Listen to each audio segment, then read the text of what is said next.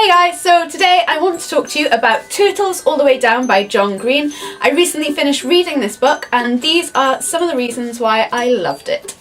So if I'm entirely honest with you, I hesitated in picking up this book primarily because I love John Green, but it has been 5 years since he released The Fault in Our Stars, but I was just worried that I wasn't going to enjoy it.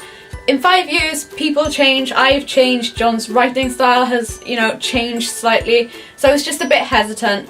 Eventually, curiosity won and I bought it and I am so glad that I did. So a little bit of background on this book.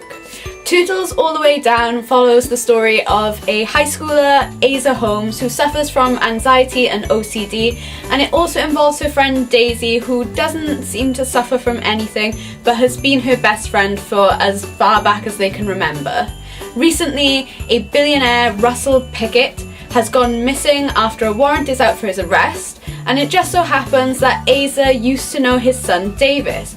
So as there's a reward for finding or at least giving information to the police regarding Russell Pickett's arrest, Daisy decides that Asa should get back in touch with Davis, and that's basically where the story begins. So I don't want to tell you a whole heap more about the book. I know it's been out for roughly about a month, but there are probably still some people who haven't read it, and this is not a review in any means. To be honest, this is more me just telling you why I loved this book and why it worked for me. But as I mentioned, Asa Holmes suffers from anxiety and OCD. And John Green has been very open with his mental health struggles if you watch any of the Vlogbrothers videos, and so when I knew that the main character in this book was going to suffer from mental health issues, I knew that it was going to be written well. And John didn't disappoint. He writes so beautifully, in my opinion, anyway. And when I say that this book was written beautifully, he doesn't romanticize mental illness. There were certain parts of this book which were really difficult to read. Asa's mental health journey is a constant up and down roller coaster, as anyone who suffers from mental illness will really tell you. You have good days and bad days, and John really portrays that in the book.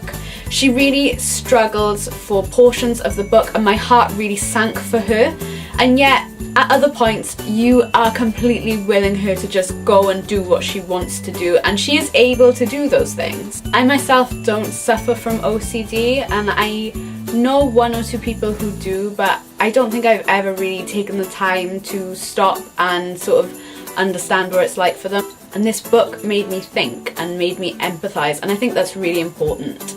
The second reason that I loved Turtles All the Way Down was because there wasn't a character that I disliked. Out of all the characters that you were introduced to in the book, in and out, we really only focus on 3 or 4 of those: Asa, Daisy, Davis, and really Asa's mother. Daisy ended up being one of my favourite characters, which I have to say was an absolute surprise because she is an absolute ball of energy, and I was worried that she was going to irritate me.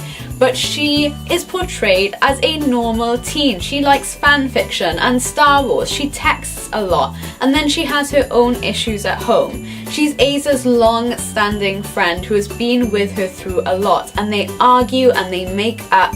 And to be honest, their friendship is one of the most beautiful things in that book. Not only in Turtles All the Way Down, but I think it's one of the best friendships that I've read in a novel. The third reason that I loved Turtles All the Way Down just comes back to John's writing style. At the end of the day, this is a YA book, and there are times where I feel YA authors can dumb down the content of the book because they're trying to reach to a younger audience. But I don't think that's necessary, and by the looks of it, neither does John Green, so thank God he doesn't dumb it down for his audience. We talk about art and biology just as you would in any normal conversation. He gives the YA audience and his characters a lot of depth in their knowledge, and I think that's completely understandable. Long gone are the days where you cannot Google something and sort of increase your knowledge or just learn about things that you're interested in. So I really enjoyed seeing just how deep his characters could get in their knowledge of literature and in biology, and it's just so refreshing to see.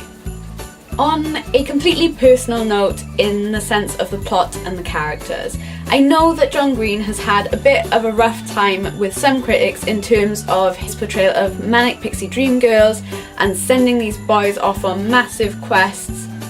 This feels entirely different. This book really didn't seem to fall into a specific pattern that I was used to seeing in his old books. And don't get me wrong, I really enjoyed all of John's older books, but there was something about this one that has rocketed it to the top of my list. If you have read his books before and you're worried, or if you have never picked up a John Green book, I would highly recommend that you do so for Turtles All the Way Down, because I guarantee you it's something different. And I'm really hoping that, as honestly as John has written this book, that it will open up a lot of conversation about mental health issues. If you've read Turtles All the Way Down, let me know what you think in the comments below. I would really love to start some discussion about this book. If you've liked this video, make sure you give it a thumbs up and subscribe to my channel, and I will see you next week. Bye! Brow brush. There you go.